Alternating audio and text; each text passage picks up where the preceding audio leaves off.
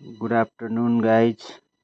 तपाईँहरूलाई म अचम्मको कोला दिन्छु है, देखाउँछु है, दिन्छु भन्दा पनि यो कोला हाम्रो पश्चिमतिर केला भन्छ। यो केरा चाहिँ यस्तो अचम्मको छ है। यो केरा हेर्नु त यति कालो छ कि यो हेर्दाखेरि तपाईँलाई घिन लाग्ने। यो चाहिँ पुरा कुहिएर सडेर फाल्नु जस्तो छ, तर यो अचम्मको मिठो, साह्रै मिठो हो। सो डेलिसियस होइन।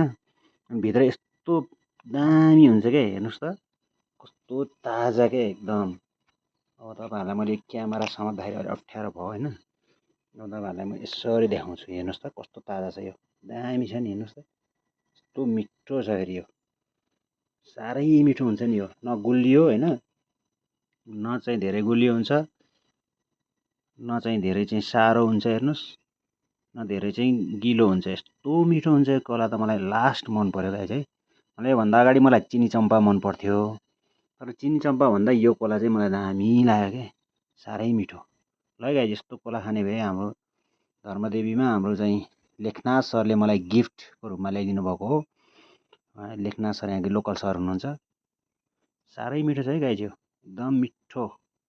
धन्यवाद दिन चाहन्छु म सरलाई, लेखनाथ नेउपाने सरलाई। यस्तो दामी छ यो, साह्रै मिठो छ गाइस। हेर्दाखेरि तपाईँहरूलाई लाग्यो होला यो कोला चाहिँ एकदम सडेको बिग्रेको जस्तो, तर यसको जातै यस्तो है। यसको चाहिँ कलरै यस्तो हुने रहेछ, तर भित्र चाहिँ लास्टै हेर्नुहोस्, मान्छे जति कालो भए पनि मन सफा हुनुपर्छ भने जस्तै के यो कोलाले सिकाउँछ है गाइस।